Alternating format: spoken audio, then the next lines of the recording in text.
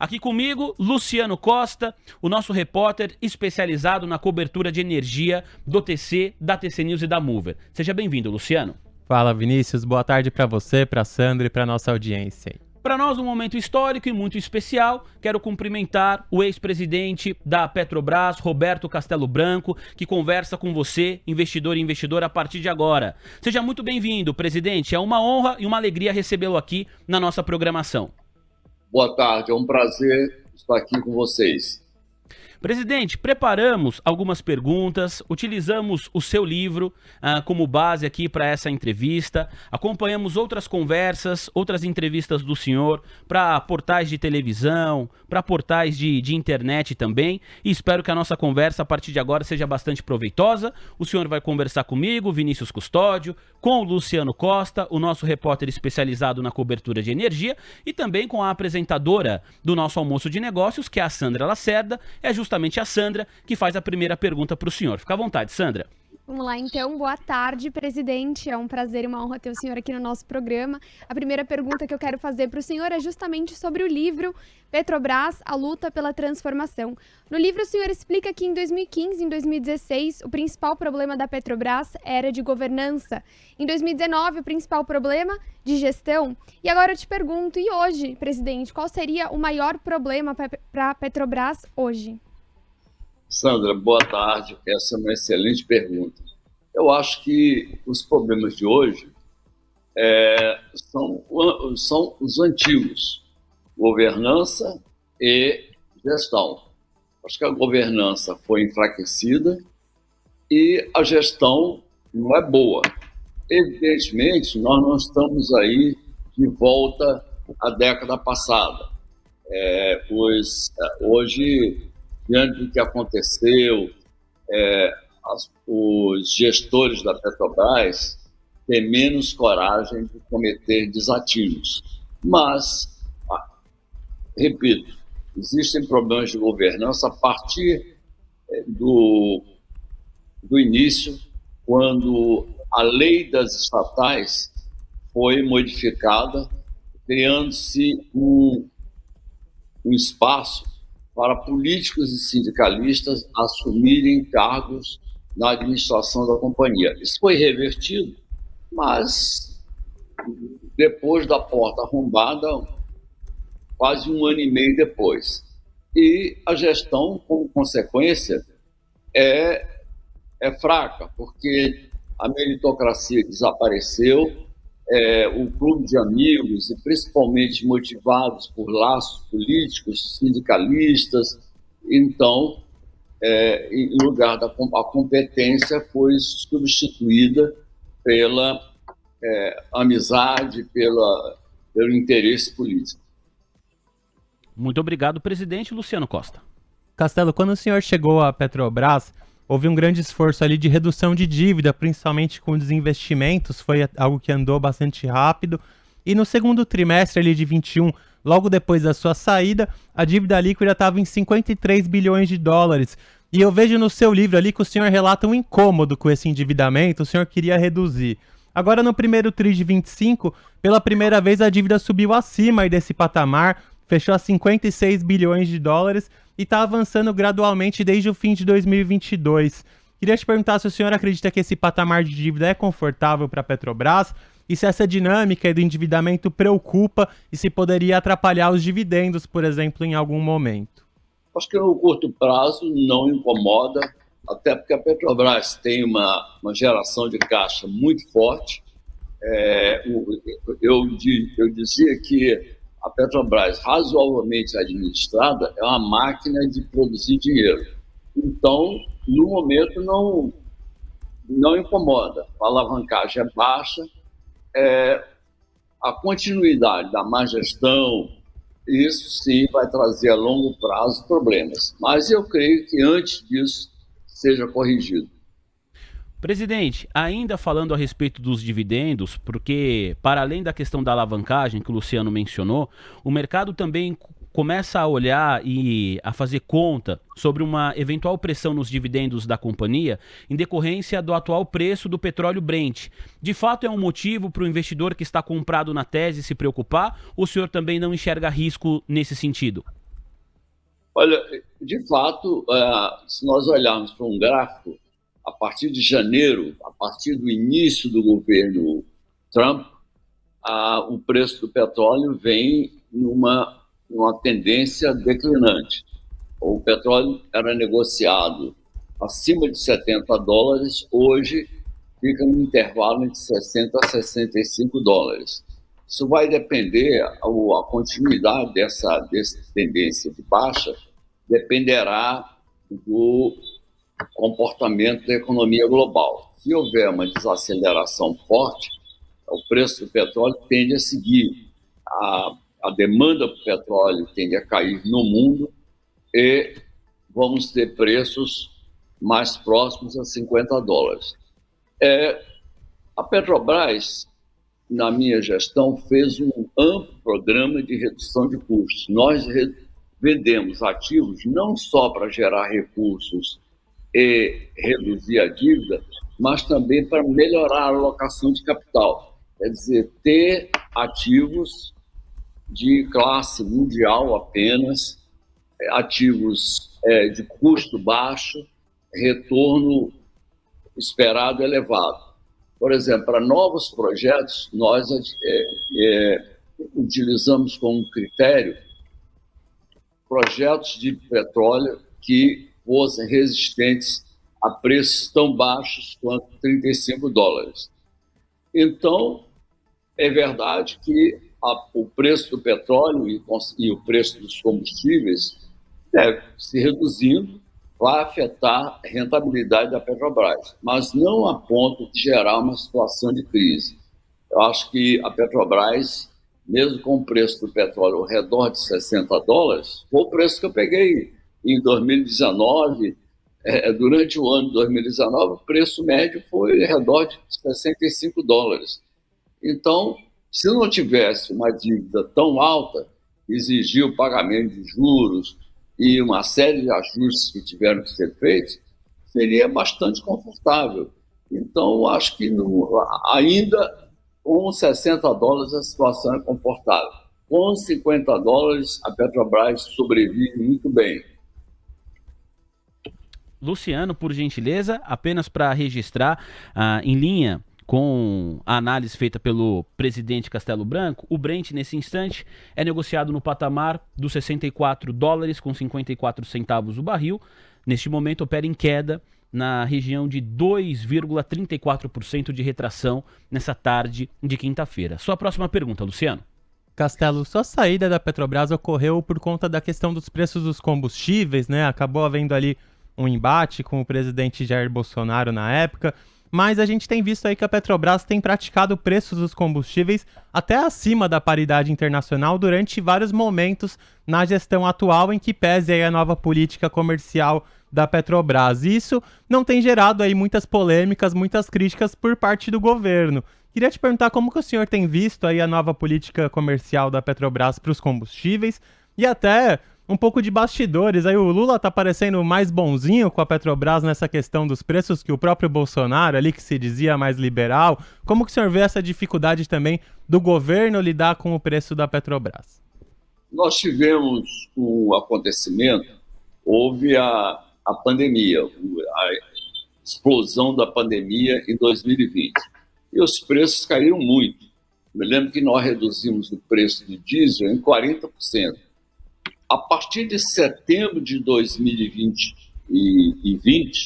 com o retorno da mobilidade urbana, o começo da retomada dos voos, o movimento de automóveis e caminhões aumentando, você teve o início de uma tendência de alta de preços que foi atingir um pico em meados de 2022. E nós estamos no pleno processo de alta.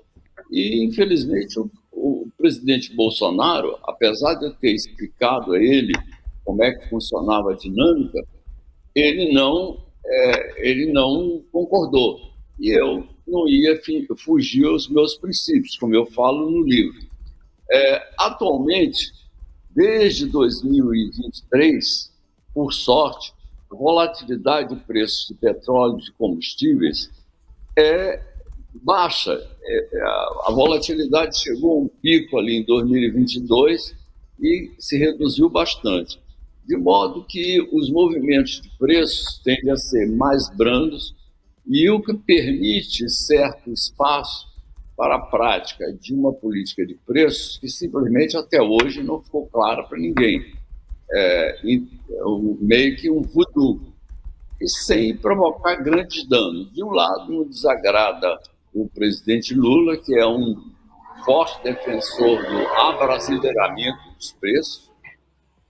Gostaria que outros preços fossem americanizados ou alemanizados. Nós teríamos preços mais baixos aqui. Então, isso não provocou até hoje grande polêmica. E a Petrobras vai remando nos períodos de preços mais altos, em que o preço doméstico fica abaixo do preço de paridade de importação. É claro que a Petrobras deixa muito dinheiro na mesa. E aquilo é um efeito permanente. É um dinheiro que nunca mais você vai ganhar. Mas, de qualquer forma, essa política que é sofrível tem conseguido se sustentar sem provocar grandes prejuízos e, ao mesmo tempo, sem provocar nenhum choque contra a orientação política, graças à baixa volatilidade de preços. Presidente, quero enfatizar a forte audiência que nos acompanha e agradecer as perguntas que estão chegando, as diversas mensagens. E em nome de todos os telespectadores, selecionei aqui uma pergunta do Rui, que é o nosso telespectador de longa data, nos acompanha direto do Rio de Janeiro. Ele pergunta: presidente, o senhor acredita que a atual gestão pode mudar o foco da companhia, da Petrobras, que é a extração de óleo, para focar mais em refino, na produção de energia eólica e também na produção de fertilizantes? O senhor enxerga esse risco? É a pergunta do nosso telespectador, presidente. Bom, a atual gestão da Petrobras não acredita muito em vantagens comparativas. Eu sou muito fiel a isso. O que a Petrobras sabe de fazer melhor? Que negócio ela é a dona natural, que ela sabe fazer melhor do que ninguém? Acho que é explorar e produzir petróleo em águas ultra profundas e profundas. Mas eles reviveram ou estão revivendo o negócio de fertilizantes, ainda em pequena escala, que é um negócio, se você observar os anos em que a Petrobras produziu fertilizantes, é um negócio que só deu prejuízos. Não faz sentido. Quanto à energia eólica e solar, chegaram até a falar em energia eólica offshore, que tem sido abandonada.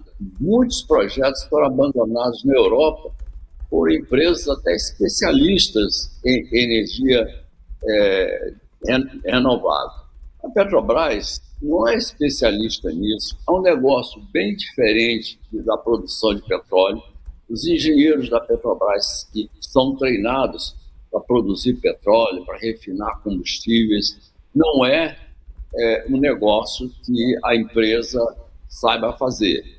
A Petrobras não é dona natural de parques eólicos e solares. Ela não sabe fazer melhor do que os especialistas. Então, ela não deveria se focar nesse tipo de negócio. Aliás, nós temos visto empresas europeias que eram mais focadas nesse aspecto, como a Shell e a BP, abandonarem seu antigo foco. A BP, a grande empresa britânica, chegou a anunciar em 2020 que o consumo de petróleo no mundo tinha chegado a um pico, que ela não ia explorar mais depósitos de petróleo, e daí em diante ia começar a focar em energia eólica e solar. Recentemente voltou atrás. Os mercados reagiram muito negativamente, a sua rentabilidade caiu, tem dado até prejuízo nos últimos 2 anos, e a Shell foi pelo mesmo caminho. A Petrobras, sob minha gestão, seguiu o caminho das americanas, da Exxon e da Chevron, e se mostrou o mais adequado, focando no que uma empresa de petróleo sabe fazer: explorar e produzir petróleo, no caso da Petrobras, em águas profundas e ultraprofundas, onde ela sabe fazer melhor do que ninguém. 13h, com mais 15 minutos, hora de Brasília. Temos cerca de 10 minutos ainda de conversa com o presidente Roberto Castelo Branco. Apenas para registrar, o Ibovespa, índice referência da Bolsa Brasileira no mercado à vista, há pouco renovou máxima intradiária em 139.252 pontos. Cota agora, 139.237 pontos, avança 0,59%.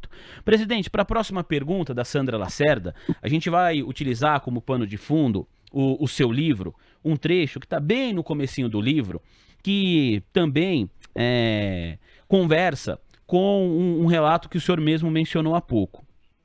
Diz assim, na página 21, depois que o senhor participou de uma reunião com o ex-presidente Jair Bolsonaro e com outros ministros. Durante o voo de volta ao Rio de Janeiro, concluí que os meus dias à frente da Petrobras estavam contados. Aquela batalha foi perdida, pois atender às demandas do governo estava completamente fora de cogitação. Minhas convicções eram mais fortes do que as pressões e não as trairia jamais.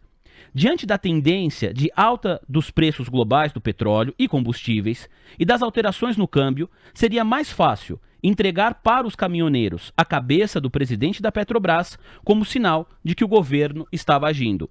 Contava, talvez para aumentar o meu desgaste, o comportamento que adotara até aquele momento, no relacionamento com o Palácio do Planalto. Concentrado na gestão da empresa, do que não me arrependo, me mantive arredio em relação a Brasília, para onde ia apenas quando indispensável. Não acatei as indicações de nomes para a diretoria da Petrobras e os pedidos de aumento de gastos com publicidade. A partir desse trecho, a pergunta da Sandra Lacerda. Presidente, o senhor foi substituído logo após anunciar o 4º reajuste nos combustíveis em meio a fortes pressões para reduzir e conter os preços. Esse episódio sintetiza o tipo de interferência política que, na sua visão, justifica a necessidade de privatizar a Petrobras? Eu acho que sim. A interferência política transforma um excelente ativo, que é a Petrobras, num mau ativo, porque em lugar da companhia ser gerida com o objetivo de maximização de lucro para os acionistas de longo prazo, ela passa a ser gerida por objetivos políticos, ou conter a inflação, ou satisfazer demandas de determinados grupos políticos, investir em ativos, como, por exemplo, a Petrobras vai contribuir para a recuperação da indústria naval. A Petrobras não tem nada com a indústria naval. A indústria naval que prospere com suas próprias forças e deixa a Petrobras de lado. A função social da Petrobras não é essa. A Petrobras é a indutora do desenvolvimento econômico do Brasil. Eu sempre falei, se a Petrobras é indutora do desenvolvimento econômico, então, nos últimos 40 anos, a Petrobras fez uma droga no trabalho, porque o Brasil não cresceu quase. Então, isso é diminuir a empresa. Eu não tenho dúvidas que a Petrobras tem que ser privatizada. A Petrobras tem várias empresas, até empresas que foram privatizadas. O exemplo mais típico é a Eletrobras. A Eletrobras tem que ser privatizada, de fato. Presidente, em uma entrevista, o senhor afirmou que a Petrobras priorizou ser maior e não melhor, adotando uma agenda mais política do que empresarial. Por que essa mentalidade de gigantismo persiste dentro da cultura da empresa e como que isso dificulta as mudanças estruturais na Petrobras? Porque o gigantismo traz oportunidades para ganhos políticos, empregar mais gente, ter projetos diversificados, que podem ser dados a grupos amigos. O gigantismo tem tudo a ver com a interferência política. E não é um bom caminho. Se você quer ser o maior, primeiro tem que ser o melhor. Porque se você focar em ser o maior, você acaba sendo o menor. Vide o Trump. Let's make America great again. Eu acho que ele está fazendo a América smaller. Se fosse Let's make America better, o caminho seria outro. Presidente, há cerca de 2 anos, eu tive a oportunidade de entrevistar, a gente vai mostrar agora um trecho dessa conversa, o advogado André de Almeida. Ele é autor do livro A Maior Ação do Mundo.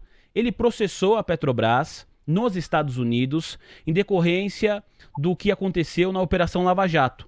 Esse processo jurídico resultou em um acordo de reparação de quase 3 bilhões de dólares e quem tinha os ADRs da estatal brasileira foi ressarcido. Vamos acompanhar um trecho dessa entrevista que eu fiz com o Dr. André de Almeida há cerca de 2 anos. Foi por isso que eu tratei de processar a Petrobras fora do Brasil, porque aqui no Brasil já existia quase que um consenso do Poder Judiciário, no caso era o juiz Moro, e do Ministério Público Federal, no caso os procuradores, de que a Petrobras era vítima. Eu discordava disso, na essência. Eu via a Petrobras sendo utilizada pelo acionista controlador, que é a União Federal, para levar adiante um processo político, para levar adiante um processo monopolístico, um processo oligárquico, um processo ideológico, e utilizando a sociedade brasileira como cúmplice de suas ações. Ela não era vítima, ela era parte. Na minha opinião jurídica, e eu escrevi sobre isso e processei a Petrobras com essa ótica, a Petrobras ela era o agente indutor, ela era a entidade criminosa.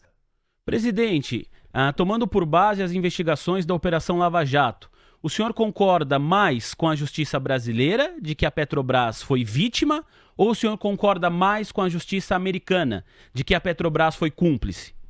Olha, não há dúvida que a Petrobras foi utilizada pelo governo brasileiro. Agora, se ela foi cúmplice ou se ela foi vítima, é uma questão que eu não vou discutir porque não tenho competência para tal.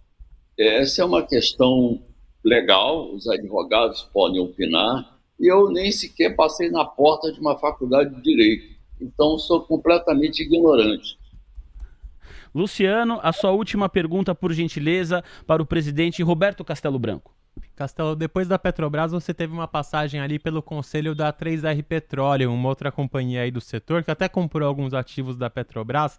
Queria que o senhor comentasse um pouco aí sobre a diferença de estar em uma gigante como a Petrobras, estatal, e uma Junior Oil, aí, companhia independente, privada, e até que o senhor comentasse um pouco aí sobre as perspectivas para a ex-3R Petroleum, né, hoje Brava Energia, e as Junior Oils, e falasse um pouquinho aí desse período na empresa. A diferença de tamanho, enorme diferença de tamanho, tem como consequência a diferença de perspectiva. Numa empresa gigante como a Petrobras, a Exxon, a Shell, a escassez de capital é menos perceptível. Você pode se propor a participar de um projeto que vai gastar 1 bilhão, 2 bilhões de dólares sem perder o sono durante a noite. Já numa empresa pequena, ela tem restrições muito maiores. Primeiro, os acionistas, os investidores esperam que ela cresça. Uma empresa de petróleo, ela tem que ter uma escala mínima, porque o petróleo é um negócio, assim como a mineração, é um negócio em que os custos fixos são muito elevados. E para a diluição de custos fixos, você precisa de escala. E para atingir essa escala, você tem que aumentar a produção. E se trata de um negócio altamente intensivo em capital. Aí você esbarra nas limitações impostas pelo mercado de capitais. Quer dizer, se você for muito agressivo na contratação de dívidas, não só inicialmente vai pagar mais caro, já paga mais caro em relação ao que pagam grandes empresas, vai pagar mais caro ainda, e pode chegar a um ponto em que as portas do mercado vão se fechar, e aí você vai entrar em crise.